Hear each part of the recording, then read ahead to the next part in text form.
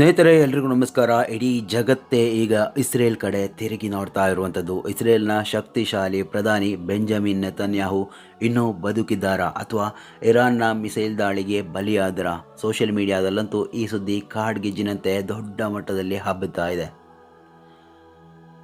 Iran ತನ್ನ ಸರ್ವೋಚ್ಚ ನಾಯಕನ ಹತ್ಯೆಗೆ ಪ್ರತೀಕಾರ ತೀರಿಸಿಕೊಳ್ಳಲು ಭೀಕರ ದಾಳಿಯನ್ನು ನಡೆಸ್ತಾ ಇದೆ.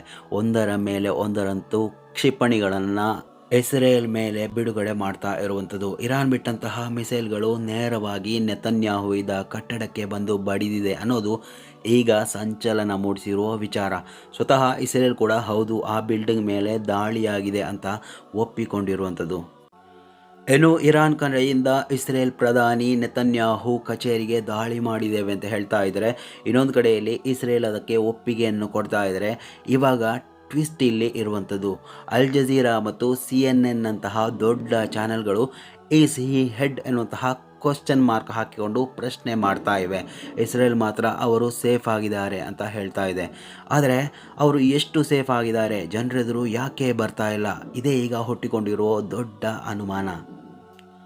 ಇನ್ನೊಂದು ಕಡೆ ಶಾಕಿಂಗ್ ಸುದ್ದಿ ಅಂದರೆ ನೆತನ್ಯಾಹು ಸತ್ತಿಲ್ಲ, ಅವರು ಹೆದರಿ ಜರ್ಮನಿಗೆ ಓಡಿ ಹೋಗಿದ್ದಾರೆ. ಅವರು ಅಫಿಷಿಯಲ್ ವಿಮಾನದ ರಡಾರ್ ಮಾಹಿತಿಯನ್ನು ನೋಡಿದರೆ ಅದು ಜರ್ಮನಿ ಕಡೆಗೆ ಹಾರಿದೆ ಅಂತ ಹೇಳಲಾಗ್ತಾ ಇದೆ.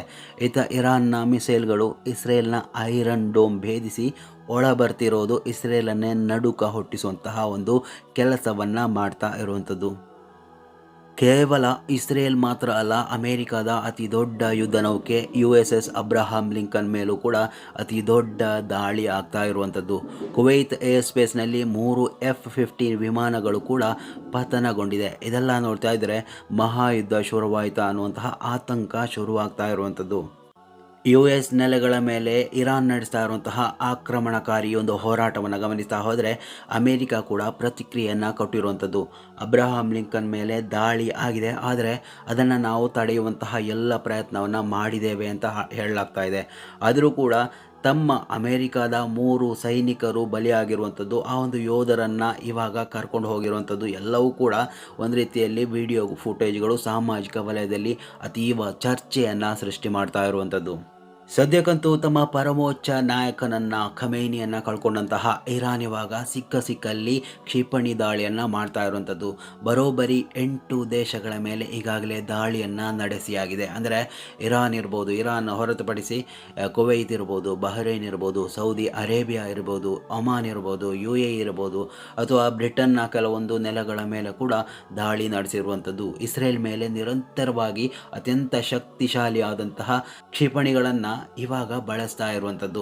ಸೊ ಈ ಒಂದು ಯುದ್ಧ ಎಲ್ಲಿ ಹೋಗಿ ನಿಲ್ಲಕ್ಕಿದೆ, ಇದರಿಂದಾಗಿ ಪಡ್ಕೊಳ್ಳುವಂಥದ್ದು ಏನು ಅನ್ನುವಂಥದ್ದು ಯಾವುದೂ ಇಲ್ಲ. ಈ ಒಂದು ಯುದ್ಧದಿಂದ ಎಲ್ರಿಗೂ ನಷ್ಟ ಆಗುವಂಥದ್ದೇ. ಆದರೂ ಕೂಡ ತಮ್ಮ ನಾಯಕನನ್ನು ಕಳ್ಕೊಂಡಂತಹ ಆ ಒಂದು ಆಕ್ರೋಶ ಇರಾನ್ನಲ್ಲಿ ಕಾಣ್ತಾ ಇದೆ.